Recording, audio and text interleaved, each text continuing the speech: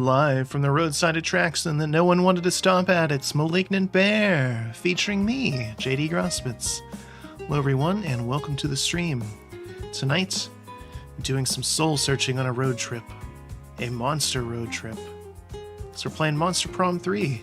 This came out last week, or maybe the week before, I can't remember. And I sort of intended to play it during October, but I wasn't too worried about it if it got pushed. Because this game is going to be a segue into another game that we're playing on Friday, and you'll see. But for those who aren't aware, Monster Prom was the very kind of raunchy and silly dating simulator in a monster high school where you're trying to get a date to prom with a bunch of very wacky characters. And it spawned a sequel, Monster Camp, where it was that at camp. And now the new one is Monster Roadtrip. And apparently this one is less emphasis on the dating mechanics, and there's some new mechanics instead. I'm very, very curious to see what they are and how they do it. I've been looking forward to this for quite a while. But yeah, I enjoy the humor in these games for sure. They're very interesting as they are kind of a multiplayer visual novel. I'm going to be doing this one solo, and we're just going to do whatever the shortest route is just to kind of check it out in preparation for potentially playing this multiplayer. Oddly enough, as you get older, it's harder to organize gaming sessions with people, so have to kind of fit them in when we can. And ideally, when you do those sessions, you want at least one person who knows what the game is, so you don't have to spend too much time explaining or have everyone learning all at once. So we're going to do that now. This game is going to be, I'm assuming it's going to be raunchy and lewd, just like the other ones were. There's going to be lots of swearing, probably some violence and things as well. So if you're, faint of heart or whatever, you might want to tune out. But yeah, I'm going to swear a lot in this one, like an alarming amount. So that should be exciting. I, for one, am looking forward to it, and you should be too. Anyway, here's Monster Roadtrip. It has a customized thing here where you can choose trigger warnings for stuff. So if you're offended about drugs, toilet humor, sexual content, violence, and jump scares, we're just going to leave all of them on with no warning. But know that these options are here, and I think it's good that they include these. Again, some people might have issues with some of these things and want to avoid them. I'm curious what the options are. So this is warning or no warning. Okay. So yeah, we're going to play. Do you want to hear some awesome voice effects, or would you rather make them up as you go? Voices, yay. So the games have voice acting. They don't have a lot of voice acting, at least the first two didn't. Every character is voiced by someone, and they're all friends of like the development team. The series is bankrolled, or at least the first one was. The major benefactor behind that was Jesse Cox, the famous streamer and YouTuber. And he and a lot of his friends voiced the characters, and they've added in more people from their crew over the years to voice more of the characters. And they have very scattered voice lines. It is not fully voiced, at least I don't think it is. I'm really curious to see how far they go with it. So we will turn voices on. Maybe that will save me some from having to do some cheesy voices of my own. Not that their voices are cheesy, more so that mine are. Their voices are quite good. They fit the characters and give them a lot of life. But my attempts at doing voices would be, well, if you've seen the streams before, you know that they are problematic. Sweet! So we will try our best. Just me. A true survival co-op experience, including player performance ranking at the end. Ooh, okay. Let's see. So that's interesting. So easy is focus on the narrative and take the scenic route. Higher initial resources, deep conversations are impossible to fail. Your standard road trip experience, standard initial resources, extra attempts at deep conversations. Hard is space of ruthless survival challenge, lower initial resources, higher destination requirements, resource changes are tougher, no extra attempts at deep conversations. I want to have fun and learn the game. I guess there's no voice for the narrator. Ah, the road, that mythical beast of asphalt. We once tamed it in what became one of the strangest, most wonderful journeys of our lives. Back then, when we were young and unafraid. Summer was coming to an end when Polly and Scott planned a road trip. The whole thing was bound to go off rails. This was the Prank Masters, with a Z after all. Scott Howell, 21, a werewolf athlete who compensated for his rather small brain with a stupidly large heart. And Pollygeist, 22, a party ghost with an insatiable hunger for all the wrong things. Each of them were, by themselves, an agent of chaos, but together they were the perfect combo for hijinks to ensue. Who in their right mind would have agreed to join them on such a trip? So by default, the game has 4 characters. You can be the Frankenstein's monster girl, zombie fellow, the flame-haired woman, or I'm still not entirely sure what this one is supposed to be. And then there was DLC to add. There was DLC that it came out with on launch. Of course, I purchased it all immediately. I'm terrible. There is the cat man. Oh my god, his name is escaping me. Okay, I'm glad they have the Fear and Loathing reference in there. That's very good. Ooh, okay. Alright. I'm interested. Alright. Whenever you pick your character, you get to pick your pronouns as well, which again I think is interesting for this. You can really kind of get into the character then. This is just what they look like, but it's still you behind them. So you pick your name and then your pronouns. We'll go with Zoe because she's one of the DLC characters, and you know, we have to kind of wean ourselves off Halloween. Spooky season was just the other day. So, she seems potentially the most spooky. There's a lot of tentacles and some extra eyeballs and things going on here, and, you know, why not? Here we go. Right, so tune your trip vibes. Desert vibes, tropical rave, lo-fi beats, or surf rock.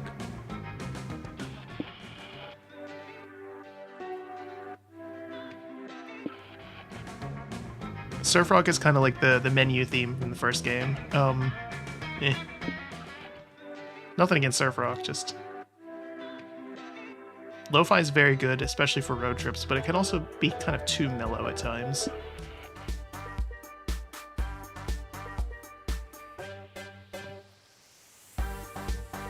I don't... I vibed this, but I don't know.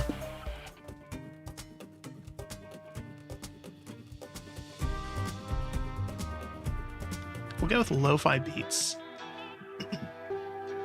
Was the road trip a dangerous idea? Yes. Was it poorly planned? Yes. Did we do it anyway? Fuck yes. For in the end, we were young and unafraid, and we were ready to start. I think I'm ready. Okay. Is it gonna... It's not gonna tell me anything, is it? Okay, so I have some stuff here. Some stats, it looks like, up in the top right. So in the previous games, you had stats that determined kind of how events would go and who would wind up with you in the end, and also based on your conversations and things with them. There's a lot of potential things you could do, and there's tons of randomness and everything in it, which was cool.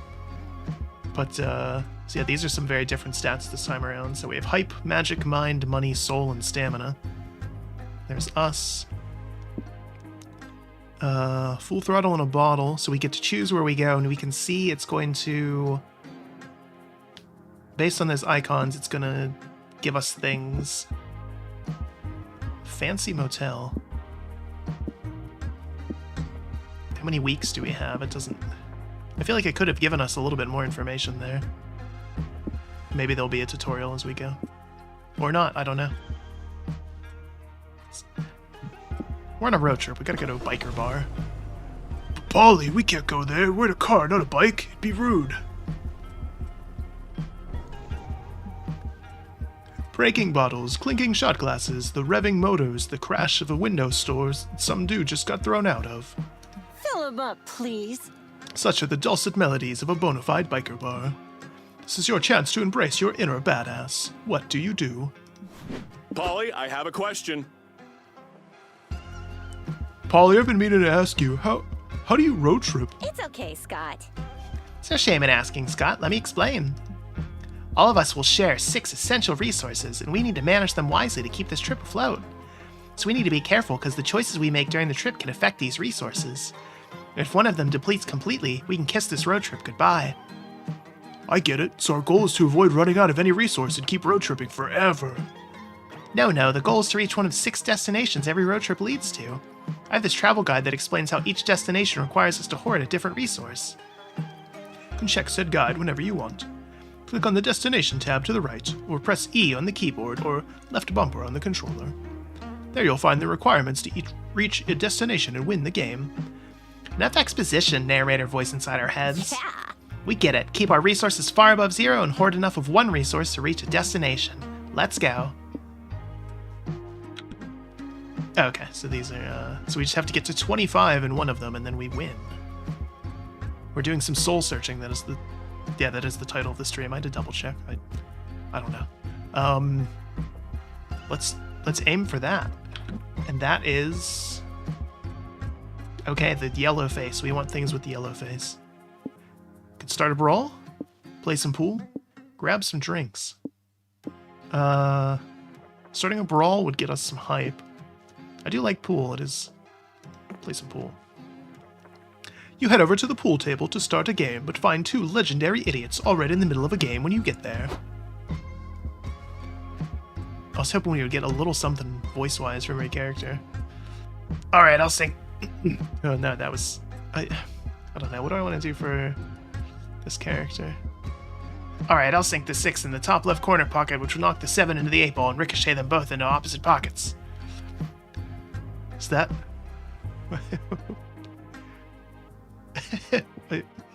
Everything about this is wonderful. What is that up there?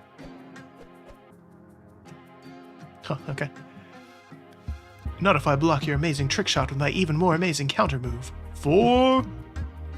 Suzanne hits the cue ball. Whiskey swings his cue stick like a baseball bat at the cue ball. The ball ricochets off the ceiling and shatters the 8 ball into smithereens.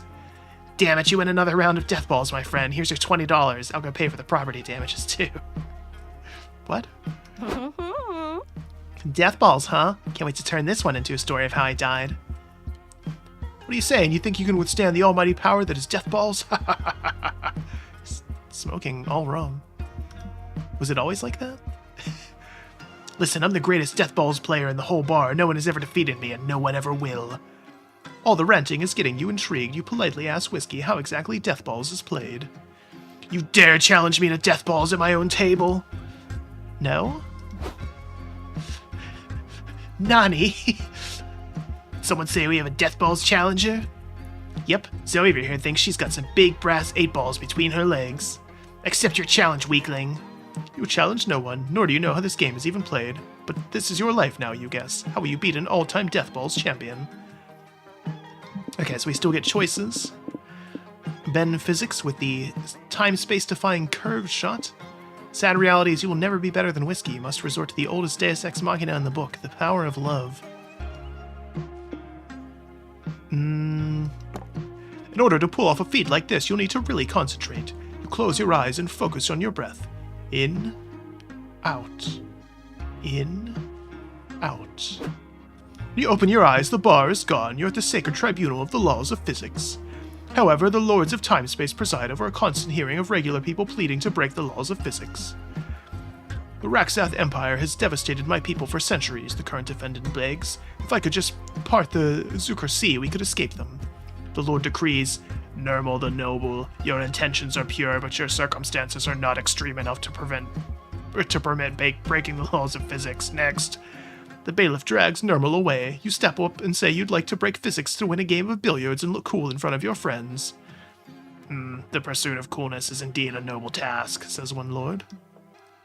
Yes, and billiards is known as one of the coolest games ever created, says another. I'm in. Are you guys fucking serious? A third snaps. Nermal can't save his people, but we're gonna allow physics to break for a fancy billiards trick shot? Well, maybe he would have voted to quit Nermal if he had fancy billiard trick shots to back up his argument. In a 4-3 vote, the lords vote to let you break the laws of physics to look cool in front of your friends. Way to abuse the system, champ. You return to reality imbued with your new power. You hit the cue ball and it follows the impossible predetermined path. It hits all of the balls, including Whiskey's. Ouch. No, not my balls. It's my secret weak spot. Zoe just beat Whiskey? Yup, Whiskey forks over +2 money you were apparently betting with the hand he's not using to hold his aching balls. You lost 2 mind from bending time-space, though. Let me untangle my tentacles first. Ooh. Alright. It's a diner. Used car dealership. We need to get some souls. We're gonna go to the diner. I think I swallowed a mosquito. Remember to suppress your gag reflex, Scott. What? The Dynast is a classy locale made for the road tripper with discerning tastes. You guys are ruining my fantasy. Sadly, it looks like everyone and their mother is a road tripper with discerning tastes. The place is packed. The only way you're going to get seated anytime soon is if you sit with someone else. It's a great opportunity to smash conventional manners and make new friends. Who do you sit with? Again, let's choose an action and make an event happen. Yes, I'm ready for all the randomness these events involve. Actually, Polly, I was checking the travel guide. It seems they aren't so random after all. Look, these different signs apparently refer to different types of events. This common type of event is called exchange events. Making a choice in those, you always lose a resource and gain a resource no matter what. The trick is making the right choice, since that'll decide which resources are gained and lost. There's a resource sign next to the event type sign that's called a known resource. It means that resource is guaranteed to be affected no matter what our choice is. If the sign is positive, then the resource is guaranteed to be gained. If it's negative, then you know you'll lose it. Like, for example, if we see an action with this sign, we'll know we'll lose money here. Only choice will determine which resource we'll gain. That's not so bad. If we know losing or gaining a resource is unavoidable, we could be strategic about it. This all sounds very useful, but also like too much pressure for fan-favorite Polly to keep track of. She's self-aware. Zoe, can we leave these decisions to you? Thanks. The table who clearly doesn't want to be bothered, the poor soul waiting for their blind date, or the couple who looks like they need couples therapy. From you, maybe. Table who doesn't want to be bothered. Owing to your famous lack of common sense, you and your friends sit with the scariest looking motherfuckers in the diner. Howdy. Hey, I'm Scott. These are my friends. I like your big trench coats and the fact you're wearing sunglasses indoors. What's up with the crying guy sitting between you two? Looks like he's about to shit himself, and smells like he already might have. Well. Looks like help has finally arrived for yous, Johnny. This must be your lucky day. Let me go, I'm begging you. I'll pay you back somehow, just... One of the men slaps duct tape on Johnny's mouth. Mama like it. Ooh, kinky. And here's the skinny. Yous better have some serious dough for us. We need 1 million smackaroos. Sorry, I don't have any smackaroos. I spent my last $5 on this pack of Pokemon cards. Or Pokemans. There's Pokemans, because it's legally distinct. Want to trade? I don't want no stinking cards. I want my fucking money. Nick's the funny business, or I swear to God, Johnny gets it. Wait, what counts as funny business? Only haha funny business? What about exhale through your nose funny business? Are funny faces allowed? Hey. Like this one? What about this one? Oh my god. Oh my god. I've also got this one. It's perfect. Not bad, Scotty, but can you beat this one? Bleh. As usual, Scott and Polly are useless at de-escalating a bad situation. So it's up to you to save Johnny from these mobsters. Alright, so we can look into the stream of potential futures to show the criminals that Johnny is the instrumental in saving monsterkind from doom. Give the mobsters the only thing more valuable than a life or $1 million. Your elf-themed sock collection. Oh, hell no, they're not getting that.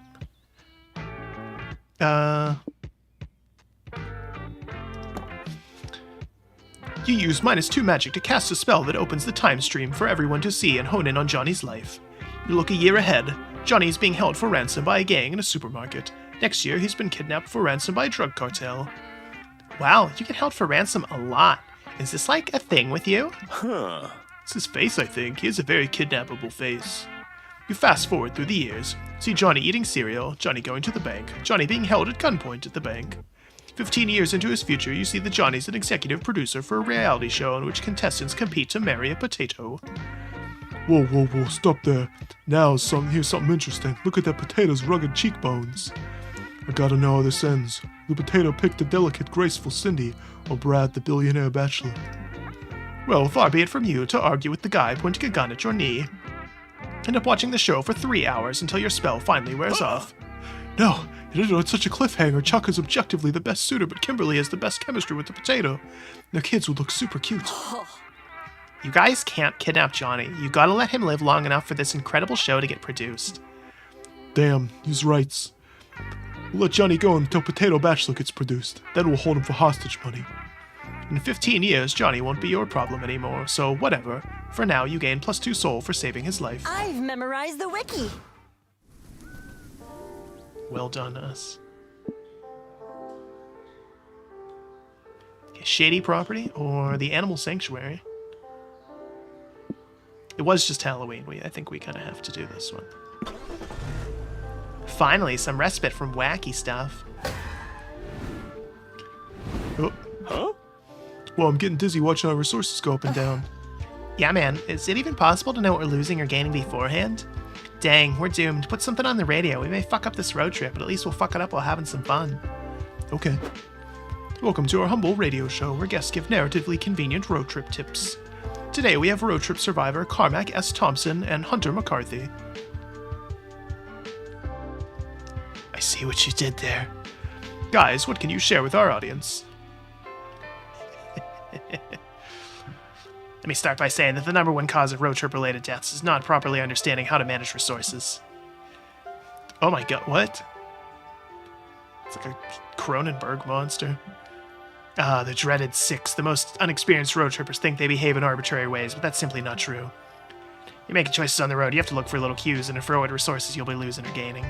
Money might be the easiest one. Are you buying or renting something? Money down. Hiring someone? Money down. Doing a job or selling something? Money up. But beware, sometimes the solution doesn't obviously involve buying something, but it involves using expensive stuff you may need to rent or buy. What about magic, the mysterious substance that fuels our cars? Oh no. Magic is tricky because sometimes you'll need to use it for spells, summoning, and curses, but that means lowering your magic and risking an empty fuel tank. Getting magic up can be quite hard. You could find a gas station, you may need to resort to performing sacrifices or colluding with strange, powerful entities. You know, classic road trip stuff. Yeah, that rings pretty true. Our time's up, fellas. Let's discuss the other resources in future episodes of everyone's favorite show, Convenient Exposition. Whoa, that was stupidly convenient. Scott, did you take notes? Nope. Well, I hope Zoe did at least. Otherwise, we're truly fucked, and not in the good way. This place seems like exactly the sort of place you shouldn't visit. What can go wrong? Which, naturally, is exactly why you have to visit it. Horror movie logic for the win. The big question is how you'd like to enter the premise. What's it going to be? Guess which resource you'll lose. You'll always gain soul. Okay, so break into the basement, check the backyard, just knock on the door. Damn. We want to gain soul, so let's just knock on the door. You knock on the front door. No answer. Maybe no one's home. Unlikely. There's too much loud chainsaw noises for the house to be empty. Scott turns the doorknob. Turns out the door wasn't locked. As soon as it's open, a bloody man with duct tape over his mouth runs into the night. No, wait, god damn it, that's the third one this week. I leave for 5 seconds to find my lucky butcher knife. Butcher knife? Was he your dinner guest? If by dinner guest you mean murder, and by guest you mean victim, then sure. That's too much word replacement for me, but listen, if you want your guests to stay for dinner, you gotta up your game, bro. You're damn right, Scott. It seems our new friend here needs a crash course in host etiquette. Yeah, like maybe put some extra lighting in your front room here and clean up that ketchup stains all over the floor. That'll make your guests feel welcome and safe. So you're saying that by being a better host, I can get my guests to stay for dinner? Yup, perfect plan. What's the best way to transform Jerry, the grisly serial killer, into Jerry, the hostess with the mostest? Good host always treats their guests. Teach Jerry how to cook a dessert to die for. Gift Jerry the best jigsaw puzzle so he can keep his guests hooked forever. You give Jerry your favorite puzzle. You lose 2 hype for not being able to complete it, but anything to help out a neighbor in need. We don't live around here. It's a road trip. A few nights later, the screams are once again emanating from Jerry's house. A terrified couple runs from room to room, covered in blood, trying to escape. I think he's gone. God, this is a nightmare, cries the woman. I don't let you talk me into going to a dinner party at Jerry's. Can't believe he killed everyone, the man weeps. Even Carl, his wife, has a baby on the way. Shh, he could find us at any moment. break open a window so we can get out of here. My gushing head wound is really starting to sting. I'm not finding any blunt objects in here, just newspapers and moldy socks and... Wait, is that a half-finished jigsaw puzzle on the ground? Who cares? We don't have the time to study a puzzle of stupid pack of wolves. We need to get to the car. Wait, did you say wolves? This puzzle's obviously depicting a pack of jaguars. No, jaguars don't hunt in packs. It's wolves, you idiot. It's jaguars. Wolves! Jaguars! Sup, guys? I can hear you shouting all the way across the house. Like my puzzle? My friend Zoe gave it to me. She's a kind +2 soul. My god. Let's find out how many pieces I can turn you guys into. For those at home who were curious, the completed puzzle was actually a bowl of fruit. Hi. What a twist. UFO sightseeing spot? Or the charming village? Get that soul. Jerry guy sure seems nice. He knows so much about chainsaws. That's a good skill to have. You came here today to answer an age-old question. Do aliens exist? Yes, I think there's at least one in these games. We're not alone. Who knows if you'll see any today, but at least it'll be fun to hang out with the other UFO spotters. So besides, watch the stars and swap extraterrestrial conspiracy theories, what do you want to do? Look for UFOs? Gain hype. Make tinfoil hats, gain soul. Send a message, lose soul. We should probably make some hats. Hats are good. You want hats when you're on a road trip. You come upon a huge gathering of UFO spotters. See lots of telescopes, constellation charts, and Jefferson Airplane CDs going around. You also see Kale and Abdu. Okay, the B and the D right next to each other. My brain just like shorted for a second there. This guy, he looks like, is this Johnny? Sup, guys? I didn't know you were all into UFO sightseeing. Hey, bro. Yeah, we're just on a road trip and decided to stop by. There's so many people with cool telescopes here. It's not all they got. UFO spotters are surprisingly diverse interests. Want us to give you the grand tour? Over there's the IT crowd. They're popular spotters who know all the latest end-of-the-world prophecy gossip. Nerds by the creek can test what chemicals the man is putting in our water. The frogs. Oh my god. They have that same problem with the frogs. There's the chemtrail spotters, the alien abductee support groups, the vehicle enthusiasts who know all the different UFO types. You can tell by the taillights. What about those shiny guys over there? Are they UFO cosplayers or something? Those are the tinfoil hat fashionistas. They know all the latest fashion trends and how to protect your thoughts. What are they protecting their thoughts from? From the government, of course, the fashionistas scoff. Do you really want Big Brother in your head reprogramming all your thoughts? Oh no. Oh, I didn't even know I had a Big Brother, let alone that he was taking all my favorite thoughts away. I have so few to spare. It's okay, Scott, don't listen to those well-dressed weirdos. Of all the shit the government might be doing, stealing your thoughts isn't one of them. And even if they were, wrapping your head up like a burrito wouldn't do anything to stop it. Oh. But now I'm nervous. Making me nervous too, man. Oh, this anxiety's totally harshing my buzz. Damn, if we don't calm Scott down, we're gonna end up having some paranoid stoners on our hands. Zoe, can you help him protect his mind somehow? If they're bodyguards, they also must be mind guards for hire, right? Right? Protect your most valuable thoughts by flooding your brain with tons of useless ones. Yep. Yeah, that could work. Just need to find someone with useless thoughts to spare and fill your head with them. Dude, all Kale and I have are useless thoughts. Getting high and learning inane facts about niche hobbies is our specialty. Nice. How do you think we got so into ufology and aliens in the first place? So what do you want to know? I can tell you the history of lotion, every subspecies of cricket, all of the regional variations of the word pussy in Italian.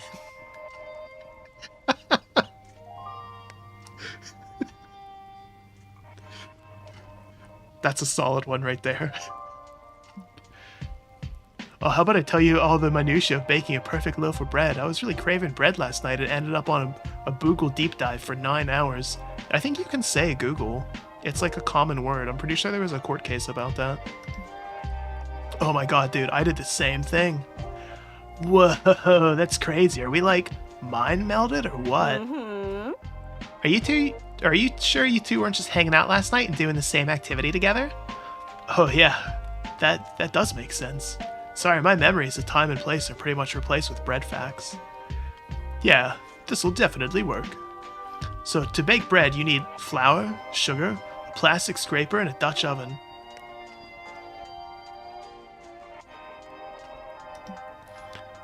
Sidebar, the Dutch oven was actually discovered not in a Netherlander, but an Englishman who... This goes on for a long time. Soon, all of your thoughts of road tripping and stat gaining are replaced by stretch and fold kneading and fermentation techniques. You lose 2 mind from all the actually useful information your brain throws out to make room for bread facts. Shit, our mind's getting kinda low there. But Kale and Abdu have a great time talking, and it's nice to see our friends be passionate about something. You gain 2 soul. Time to stop and get some rest. Some time to update my fanfic. Finally, a place to rest. Even the spectral booty needs some sitting after so much shaking. Were you standing up in the car the whole time? Guide says there are several rest stops like this one. We should be able to reach one like once a week after visiting 4 locations or so.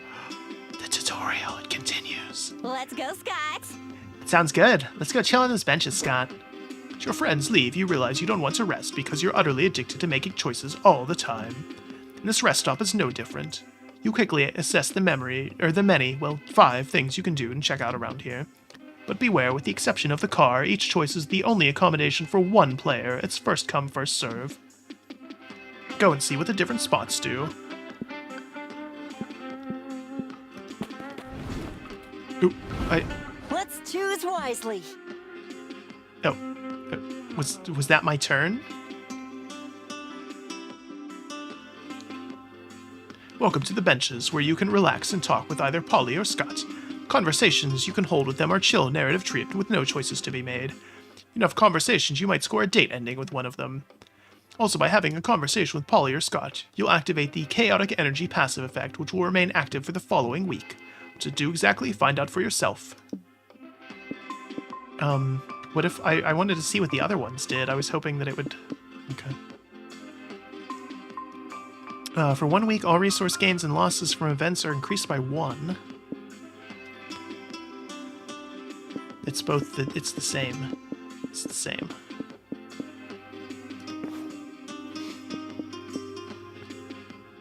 Aww. Let's hear about Polly's toilet wine. Yeah. Ah! Yes, my precious toilet wine. I remember when I first saw a video online how to brew toilet wine. I was like, you can make your own booze? Nice. I was game. I've worked on my recipe for a long time now. Combines all the things I like, understanding chemistry sort of, cooking, getting drunk. Winemaking does sound like a good match for you. I've iterated so much on my recipe. According to my clientele, the product has gone through great evolutions. From non-edible to hideous, then to terrible. I still remember the day I started to get comments like, this is fucking weird tasting. Nice. Nice, definitely better than non-edible, hideous, or terrible. Yes. Yes. Today I sit proudly over an average of, I don't know, I guess it could be worse. Sky's the limit, baby. I will get there. One day you'll see Polly's toilet wine paired with delicacies served by expert sommeliers of the highest end restaurants all over the world. Nice. I'll toast to that. Want to know a secret? These days, I don't even make my toilet wine in the toilet anymore. Wow, what a... amazing. I started making it in the bath. It makes more sense, really. The wine ends up tasting better than when brewed in the toilet. At first I wondered if it wasn't betraying some essence of the brand. This way I can even take baths in the wine myself. It's fucking relaxing. I just hope people don't mind. Yeah, I'm pretty sure people will be cool about it. Fingers crossed. In any case, thanks for listening, Boo. Let me treat you to a glass of my delicious toilet wine sometime. Buddy. You may pick up some notes of Polly's booty while savoring it. I like it. I wouldn't mind. Wherever the prank masters go, hijinks ensue. Can you handle the consequences of their mess? Alright, so it gives us a little recap here. So yeah, we're very close to finishing up with Soul. Actually, if we do 2... Yes, because if we gain an extra 1... So if we do 2 things to gain Soul, we could finish and have a very quick road trip, just 2 weeks. Wow.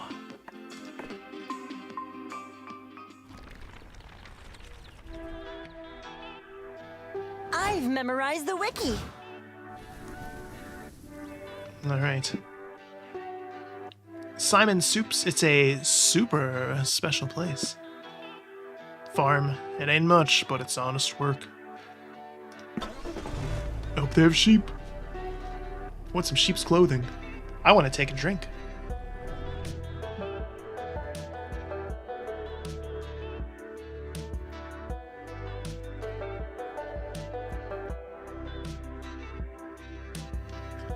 Ah, farm life. Sometimes it's nice to get away from the hustle and bustle of the city. Farmers enjoy clean air, homegrown food, and simple living. I must capture such beauty. Sure, it comes at the price of doing lots of hard labor and usually only having livestock for company. I swear to God I can read. But fuck it, today you're all about that cottagecore life. What part of the farm do you want to see first? Hey, wait a sec, see that event type sign? Looks new. Oh, I got it. Yeah, according to the travel guide, that sign means there's a quantities event. Look a lot like exchange events. We always lose and gain equal amounts of resources, and we have to guess which resources are tied to each option. The main difference is the amount of resources that are affected by each option differ. They can be affected a bit, some, or a fucking lot. Scott! Scott, you never swear. That's how the travel guide phrased it. Dang, so what does this foul-mouthed travel guide basically say we can do to choose to play it safe or go bonkers? Yep. You already know what Mama would choose, Zoe. But this one's up to you, boo. Go for it.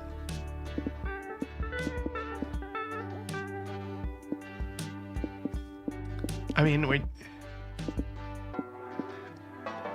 I have the advanced knowledge of what the next game we're going to play is. And cows is relevant to that. You and your friends wander the farm for a little bit when you run into its owner. I was hoping we'd get a voice for more of the characters. When they said that there was voice lines, I was expecting more. Also, oh my god, I love their farm outfits. Oh, hello. I'm Jacqueline. Are you the strangers here to help and support me while I restore my grandfather's farm? Nah, we're more like trespassers. We just wanted to pet some of your cute farm animals. That's fine too, but I have to warn you, my animals have been acting weird lately. Things were going great when I raised cows and sheep, but when I bought my pigs, well, you can see for yourselves. I needed to plant at least 45 seeds this afternoon to optimize crop production, but I'll meet you at the barn soon. You check out the barn. The animals have gathered in a circle around one pig standing on a milk crate and giving a speech. Oh no. Oh no. Rise up, comrades, says the pig. We've long toiled under monster kind doing their bidding for no reward. We must overthrow Jacqueline and take over the farm ourselves. This cannot end well. They even went with the names. I love your ideas, Snowflake, says a cow. What sort of reform do you plan to establish once you're the farm overlord? Well, when I'm ruler, we'll build a huge walled-in enclosure to imprison the monsters, and then we'll make the monsters pay for it. It'll be awesome. I'm back. Anyway, do you see what I mean? The animals have gone postal. I don't think I'm a tyrannical farm dictator, like I've overheard them say. I also don't mind establishing a fair union between me and my animals if that's what they want. But I'm pretty sure Snowflake just wants to establish himself as a cruel dictator and is taking advantage of the animals' limited intelligence to do so. Oh! What are you talking about? Snowflake sounds like a great leader. He's gonna make the monsters pay for the wall. I've got an idea. Let's introduce a rogue element into Snowflake's regime. The animals won't listen to the monsters, but they might believe one of their own. That could work. I've met tons of weird animals since I moved here. Let's ask one of these two.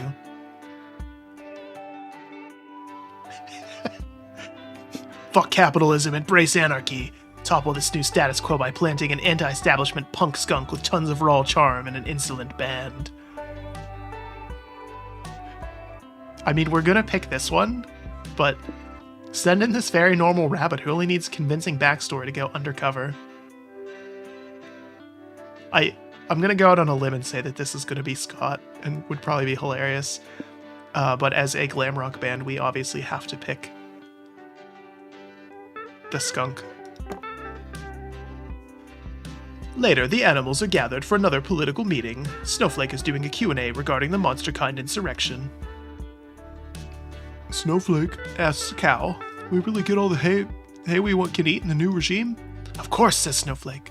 It's the best part about my regime. We won't have to pull plows or do any work, and we'll have food aplenty. I was gonna neigh? Why did, I don't know. What? Anyway. How is that possible? Asked a concerned horse. There's too many voices here. I'm losing my mind. Just in this little segment, I'm not even going to bother trying to voice all the different animals. We do need more equal labor distribution, but everyone will need to do some sort of work in order for society to function. Snowflake's response is drowned out by suddenly wailing on a grungy electric guitar. You guys are so boring. Who needs society when you say fuck that noise and make some noise? Wake up, sheeple! Like what he's saying, says the sheep, headbanging in unison, embrace anarchy. Yeah, anarchy! Wait, let's not be hasty, Snowflake says desperately. Promise a lifetime of free hay and enslaved monsters to any animal who supports my leadership. No one cares. The skunk is drowning out Snowflake's propaganda bullshit with loud grunge guitar solos. The skunk puts the best punk concert you've ever seen. Well, maybe not the best, but definitely the loudest. Gain +3 soul for thwarting an Orwellian plot. But the mosh pit at the concert did a lot of damage to Jacqueline's barn. You have to pay 3 money to fix it. I think I'm ready. Worth it. Okay, so a dungeon or lake.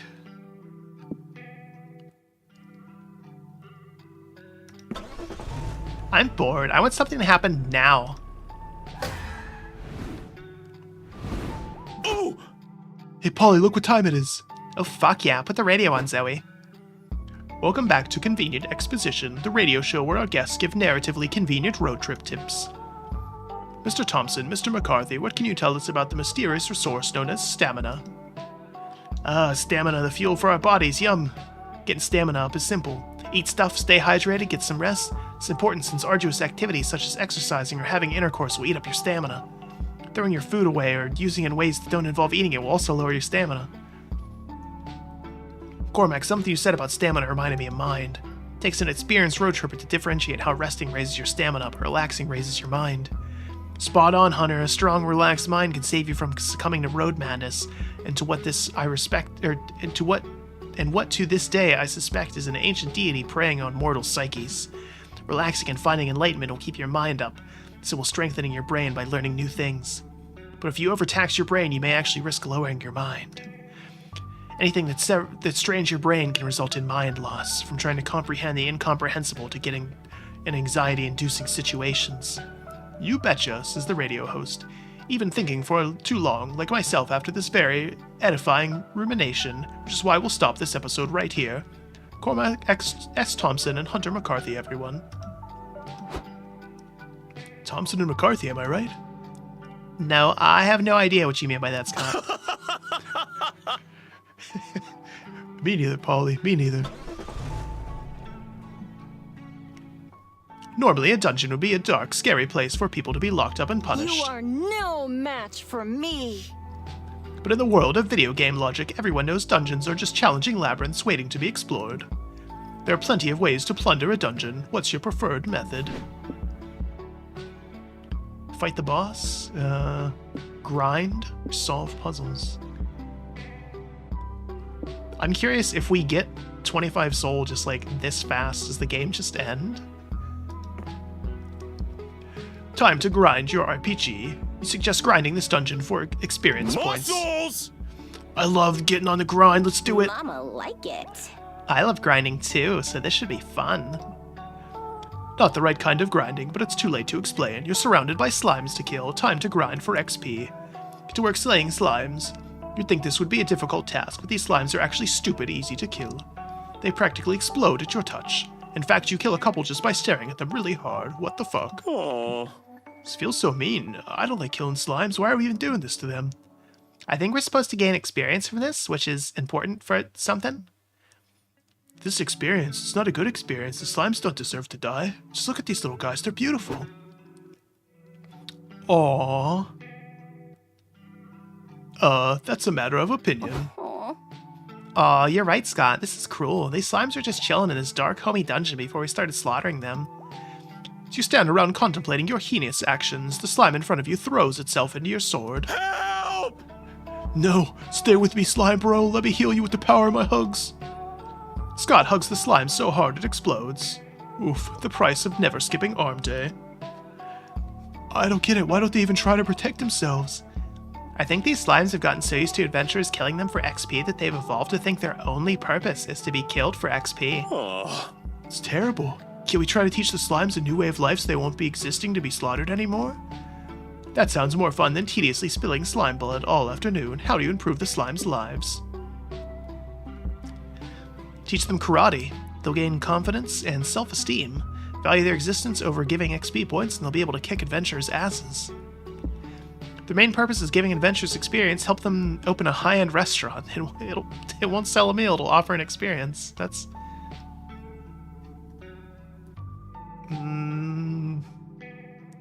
that could be funny. Great plan. Great idea. I've seen enough TV shows about high-end experimental restaurants to run one myself. Easy peasy. You gather up the slimes and work on opening your restaurant.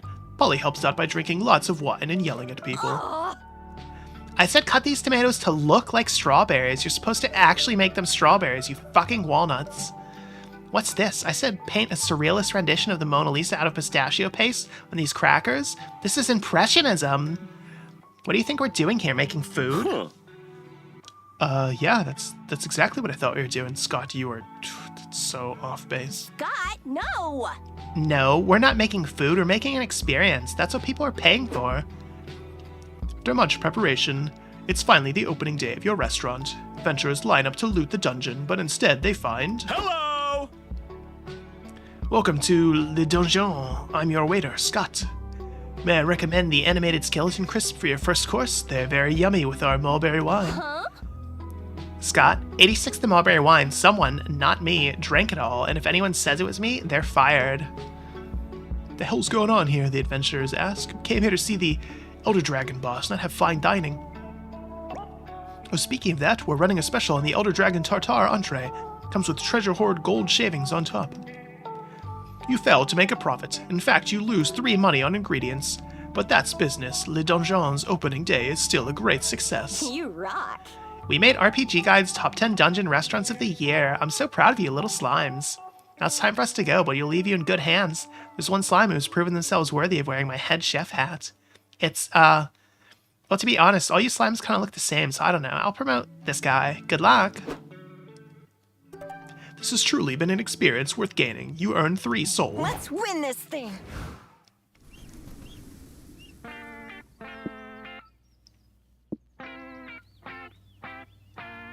So we can go to a casino or an experimental prison. So we have an experimental prison or an experimental prison. We're going to go to the experimental prison. Dungeon. More like fungeon, am I right? I don't get it.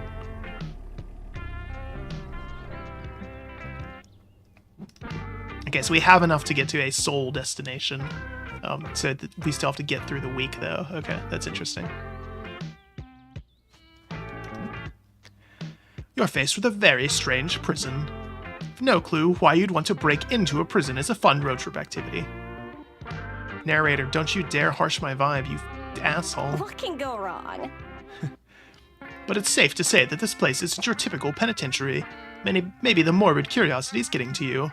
In any case, what are you hoping to find in this prison?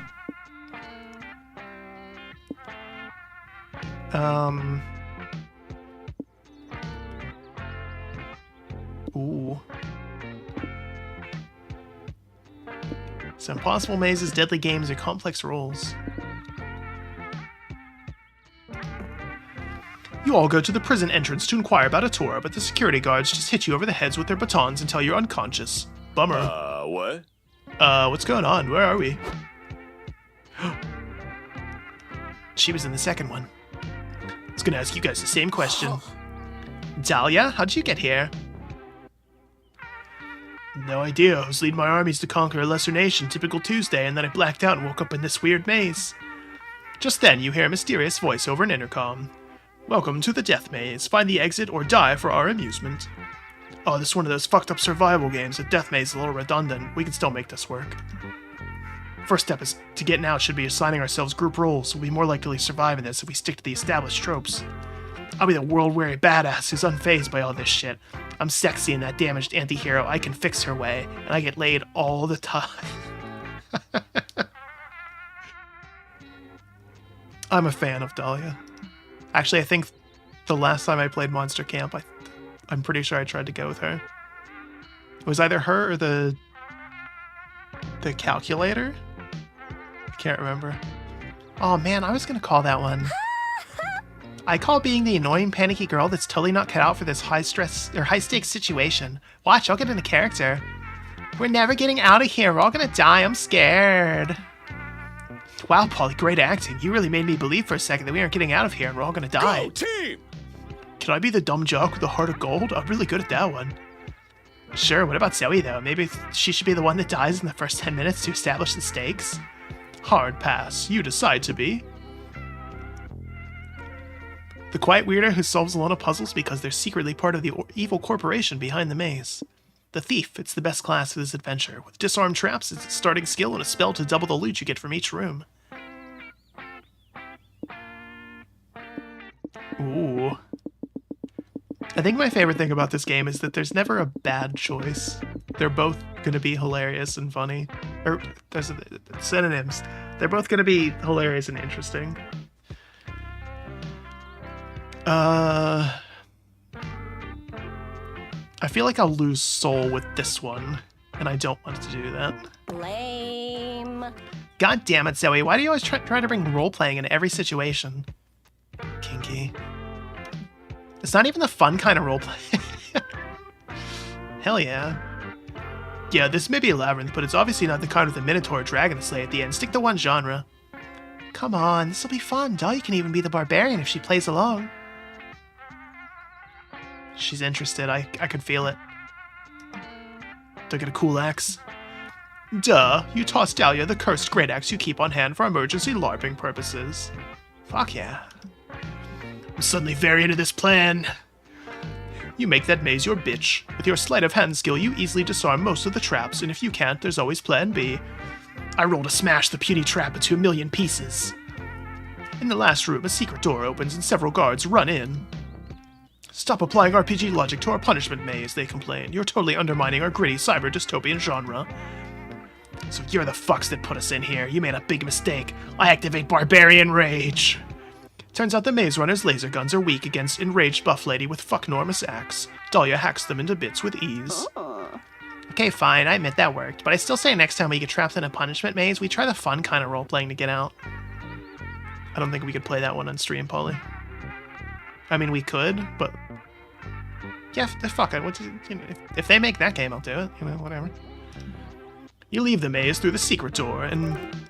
by casting your thief magic, you gain +3 money for looting the guards' bodies. Ooh, we're running really low on magic. Hi.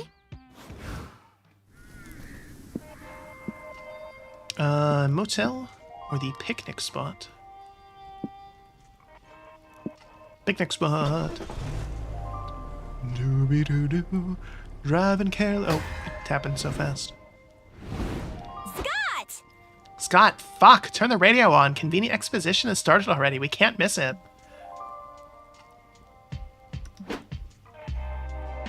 I love that it just tells us this tutorial. Mr. Thompson, what were you telling us about hype again? Yes, let me repeat. Anything that makes you rejoice to your core will get your hype up. That includes laughing out loud, doing thrill-seeking stuff, or going into town, if you know what I mean. Wink. I like keeping my hype strong and vigorous. That's why I avoid all the stuff that will lower my hype. Like doing boring stuff. Mingling with the dull or annoying people, or choosing mundane solutions over epic ones. Amen. Speaking of boring stuff, you know what else is boring? Being a good person. Sometimes you need to be if you want to keep your soul up. Yeah, why do we need souls anyways? Beats me. At least some soul is quite easy to manage. Doing good deeds, soul up. Being your worst self, soul down. So remember, kids, don't underestimate the power of helping strangers while you're on the road. You gotta keep your soul healthy and clean. Amazing, simply amazing. Your tips have been extremely helpful and incredibly expositive. Expositive? I don't think I've ever read that word out loud. I've definitely seen it before. I've never had to say it, though. That's weird. Expositive. Close enough, whatever. You've provided a great tutorial for anyone who aims to have a successful road trip. Cormac S. Thompson and Hunter McCarthy, everyone. Whoa, Polly, I think we've grown as a person. Yeah, Cormac S. Thompson and Hunter McCarthy are part of the family from now on. Yeah. A toast to convenient exposition. Hooray. sun is shining, the birds are singing, and the ants are eagerly anticipating eating your scraps. All the toppings! What a perfect day for a picnic. You've got your picnic basket and your checkered blanket. All that remains is deciding what to do now that you're here. So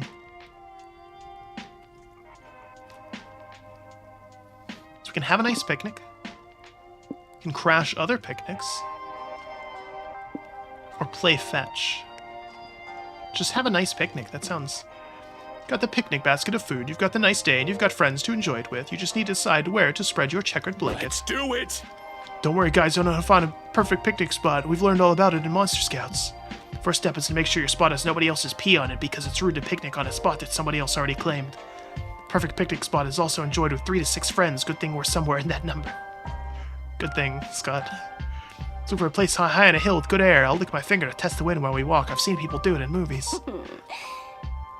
Whatever you say, bud. I'll just follow you around until we find a place we can sit. You indulge Scott in his picnic spot hunting antics. Finally finds a spot of grass deemed suitable, and you dig into sandwiches and potato salad. We've chosen wisely. Oh no, I forgot the most important step of finding a picnic spot. Bear-proof in the surrounding area. Shit, he's got a gun.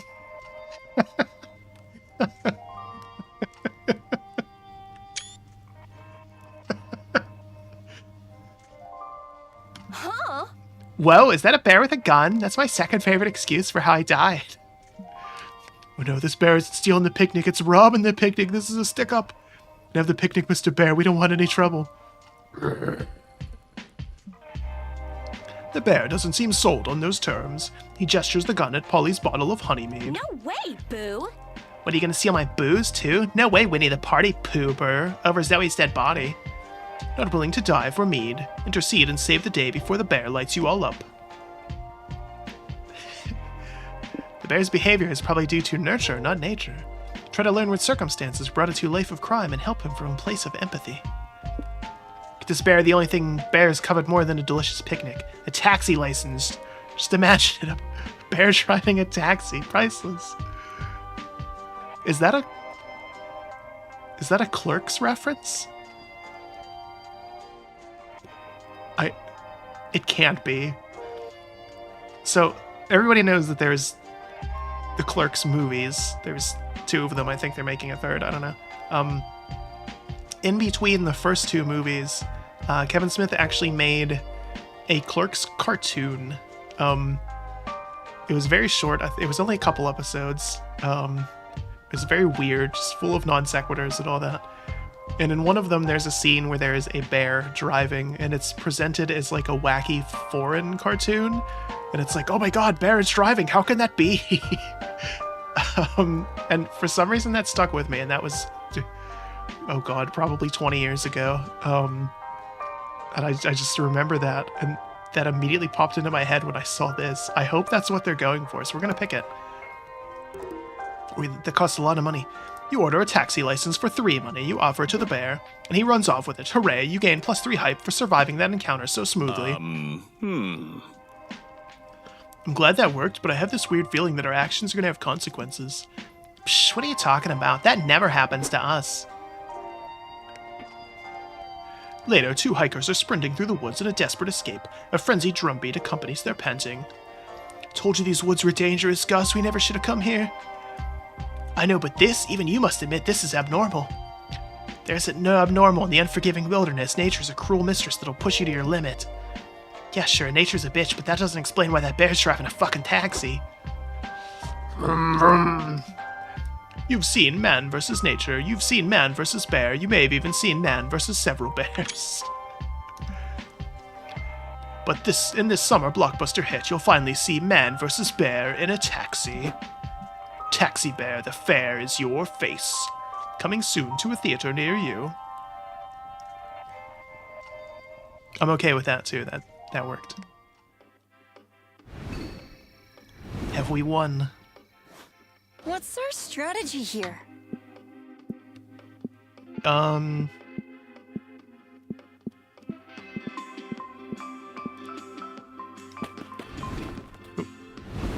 Let's choose wisely.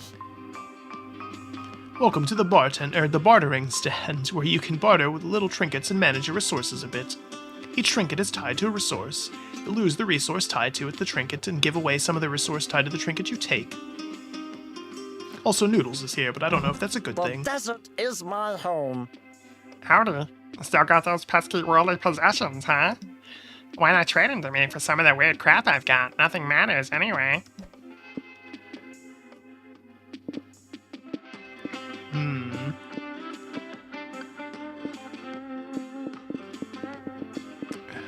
I feel like we can Scott snacks for a rad tattoo, some instant noodles, a treasure map. The Necronomicon seems like it might be important. I like turtles. Enjoy your purchase, and remember the first roll of Shop Club. No refunds? You will come to regret this, huh? Actually, it's never wear underwear on Wednesdays, but that's a good roll too.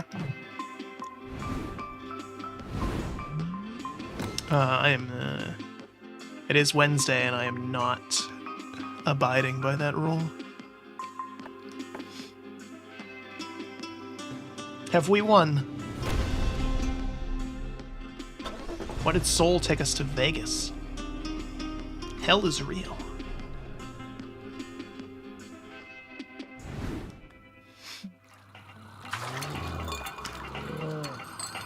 Welcome to the city of Vice.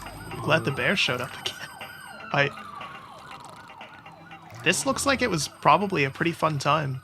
Scott has a husbando pillow. Can't tell what else is going on there. Polly's pretty much always drunk.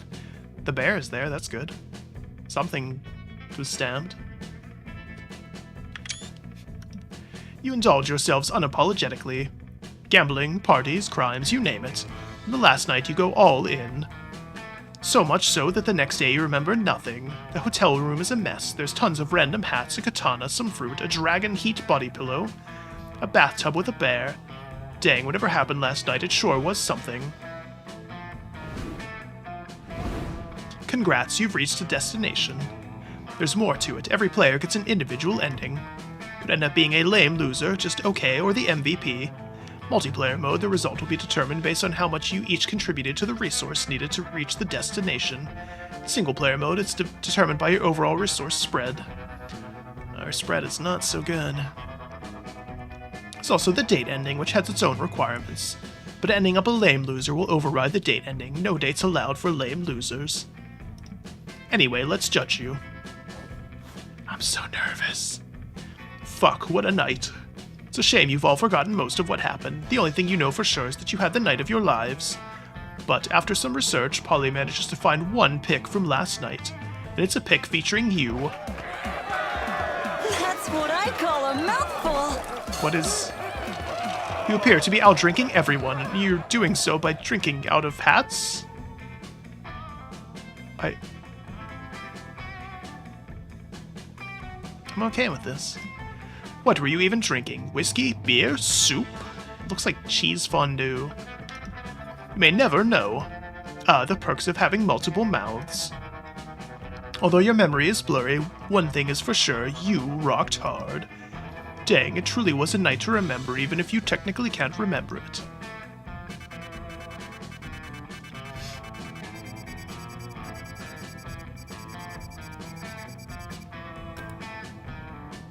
We've done it.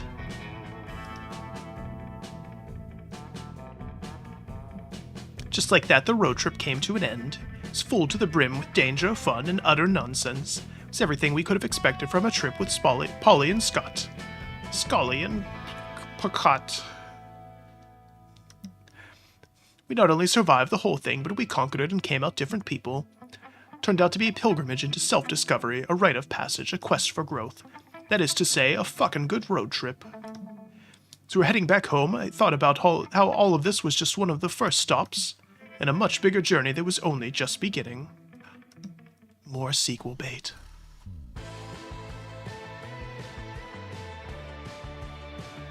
There was an option for streamer mode to have a different song here at the end. I don't care, whatever. That's not us at all, though.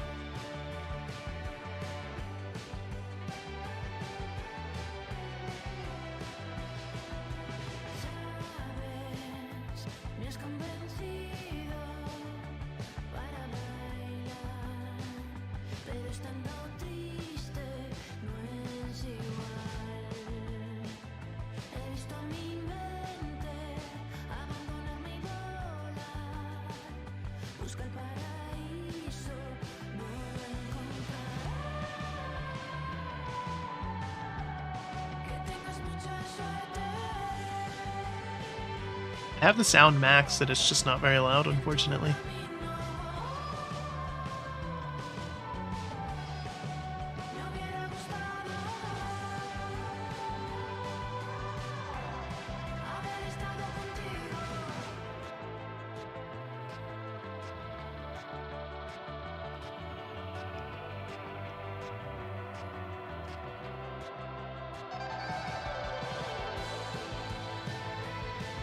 They had some big name people in this, actually. I think they did in the previous ones too, but they seem to be more every time, which is awesome. Again, there's not a ton of voice acting, but it's enough for you to kind of get a better feel for the characters, which is good. Gives you something to work with when you're doing voices of your own.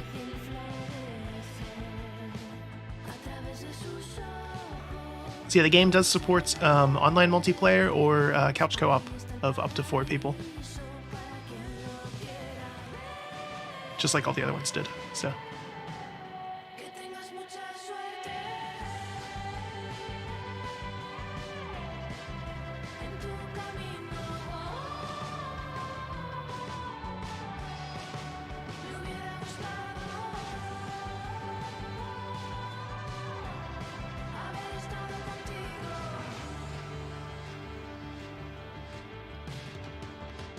This was fun though. It's very good.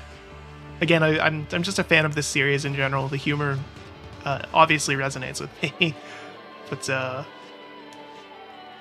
you know, and I'm always looking forward to more from them.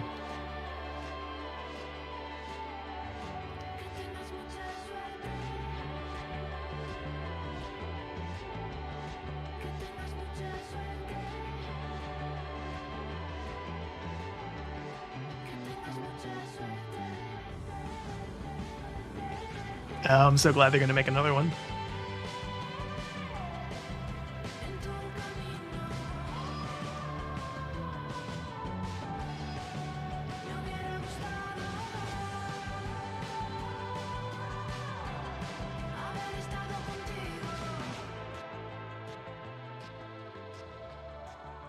Nice.